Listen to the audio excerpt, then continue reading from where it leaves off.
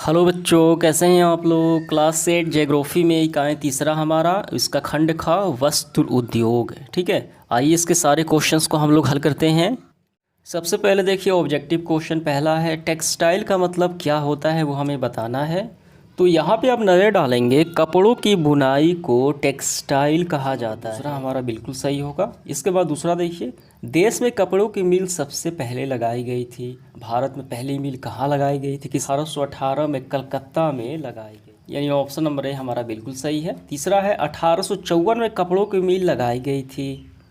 हमने अभी देखा 1818 में कलकत्ता में और 1854 में मुंबई में लगाई गई। होगा आपका ऑप्शन नंबर डी, मुंबई में। इसके बाद देखिए चौथा, सिल्क प्राप्त होता है। सिल्क कैसे प्राप्त होता है, यहाँ पे आप नज़र डालेंगे, कोकून से सिल्क प्राप्त होगा। आपका ऑप्शन नंबर सी बिल्कुल सही होगा। पांचवा है, वस्त्र उद्योग के लिए आवश्यक है। देखिए, ऊर्जा भी चाहिए, कच्चा माल भी चाहिए, जैसे कपास हो गया, ठीक है, और श्रम भी चाहिए यानी मजदूर भी चाहिए, और ऊर्जा भी चाहिए, यानी कुल मिलाकर उपयुक्त सभी। इसका आंसर ऑप्शन नंबर डी हमारा हो जाएगा।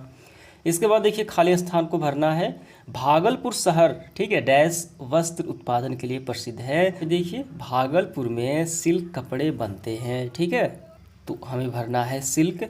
इसके बाद दूसरा, सूती वस्त्र उद्योग एक उद्योग है, तो हमें देखिए यहाँ पे भरना है कौन सा उद्योग है, स्वच्छंद उद्योग है, यानी ये अनियंत्रित है, बड़े पैमाने पर उद्योग है, ठीक है, ये आपका पूरा हुआ। तीसरा है, कपड़ों की बुनाई को कहा जाता है, बुनाई को टेक्सटाइल कहा जाता है, तो टेक्सटाइल हो गया। इसके बाद देखिए चौथा, ढाका डैश के लिए प्रसिद्ध रहा, तो ढाका जो है, किस ढाका का मलमल, यानी मलमल के लिए प्रसिद्ध रहा ढाका, ये पूरा हुआ। इसके बाद पांचवा, अहमदाबाद को भारत का डैश कहा जाता है, तो हमें भरना है अहमदाबाद को भारत का मैनचेस्टर कहा जाता है, क्योंकि यहाँ पे वस्त्र उद्योग के कई छोटे बड़े क्या हैं, मशीनें हैं, उद्योग धंधे बड़ी मात्रा में हैं, इसीलिए कहा जाता है मैनचेस्टर, तो आपको यहाँ पे भर लेना है मैनचेस्टर। ये पूरा हुआ आपका।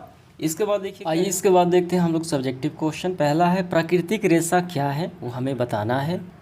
तो देखिए, इसका आंसर काफ़ी सिंपल है, नाम से ही स्पष्ट है, प्राकृतिक रेशे वैसे रेशे जो प्राकृतिक प्रदत्त वस्तुओं से प्राप्त होती हैं, जीव जंतुओं से प्राप्त होती हैं, ठीक है, प्लांट से, एनिमल से, वो प्राकृतिक रेशे कहे जाते हैं। जैसे भेड़ बकरियाँ, ऊन, कोकून से सिल्क, पौधे से कपास, जूट इत्यादि, ये सारे क्या है, ये प्राकृतिक रेशे हैं। समझ में आ गया।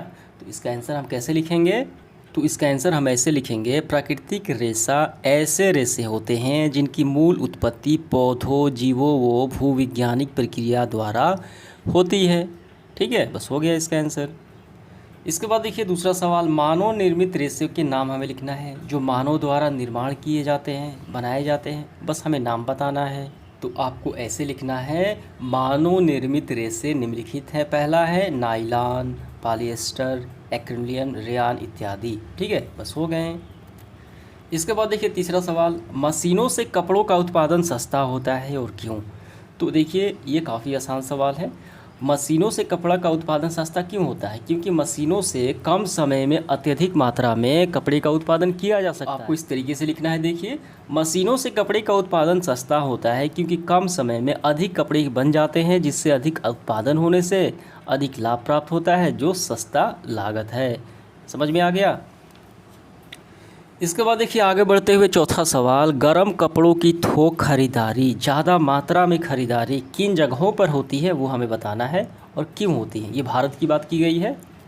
देखिए, गर्म कपड़ों का मतलब क्या हुआ, ऊनी वस्त्र, ठीक है, वो गर्म कपड़े हो गए। तो देखिए, जम्मू और कश्मीर, पंजाब, हरियाणा में बहुत होती है। क्यों होती है, क्योंकि यहाँ पे जो ऊन प्राप्त होते हैं, कच्चे माल, भेड़ बकरियाँ मिलती हैं, ज़्यादा मात्रा में पशुपालन किया जाता है यहाँ पे, ठीक है, तो इसी कारण। तो आपका आंसर कैसे करना है, लिखना है आपको, तो आपको ऐसे लिखना है, गर्म कपड़ों की थोक खरीदारी मुख्य रूप से पंजाब, कश्मीर, ठीक है, जम्मू कश्मीर लिखते हुए आपको ये भी लिख लेना है, हरियाणा भी इसमें शामिल कर लेना है, हरियाणा क्षेत्रों में होती है, क्योंकि इन क्षेत्रों में ऊन उत्पादन करने वाले जानवर भेड़ पाए जाते हैं, यानी उनका पशुपालन किया जाता है, इसी कारण। ये तो हमारा पूरा हुआ। इसके बाद देखिए लॉन्ग क्वेश्चन है, इसकी संख्या 2 है। पहला है, वस्त्र उद्योग की स्थापना भारत में सहायक कारकों का वर्णन करें। भारत में वस्त्र उद्योग जो स्थापित किया गया, कौन कौन से सहायक कारक थे जिसके परिणाम स्वरूप वस्त्र उद्योग लगाया गया, ठीक है। तो पहला तो हो गया कच्चा माल भारत में प्रचुर मात्रा में मिलता है, कपास मिलता है। ठीक है, तो आइए इसका आंसर लिखते हैं। आपको आंसर ऐसे लिखना है, भारत में वस्त्र उद्योग स्थापना के सहायक कारण निम्नलिखित है। पहला है कच्चे माल की उपलब्धता। ठीक है, यानी ये मिलती है, कहाँ मिलती है? महाराष्ट्र में, गुजरात में काली मिट्टी है, यहाँ पे कपास की उपलब्धता ज़्यादा मात्रा में मिलती है, तो क्या होगा? इससे कपड़े ज़्यादा मात्रा में बनेंगे। ठीक है, तो ये आपका ये पूरा लिख लेना है। अब देखिए, परिवहन की सुविधा भारत में तो काफ़ी अच्छी है, सड़कें अच्छी हैं और यातायात भी अच्छे हैं, रेल मार्ग, जलवायु भी है अनुकूल, पूंजी का उपलब्धता, श्रम की उपलब्धता। कम से कम आपको 5 लिख लेने हैं। समझ में आ गया? इसके बाद देखिए, सेशन का आखिरी सवाल हमारा, भारत में सूती वस्त्र उद्योग का विवरण हमें देना है। यानी भारत में सूती वस्त्र उद्योग कहाँ मिलता है, प्रथम मिल कहाँ स्थापित की गई, क्या स्थिति है। ठीक है, तो यहाँ पे मैं स्क्रीनशॉट लगा देता हूँ, वहीं से आपको कर लेने हैं। ठीक है, ऐसा हमारा सेशन समाप्त होता है। धन्यवाद।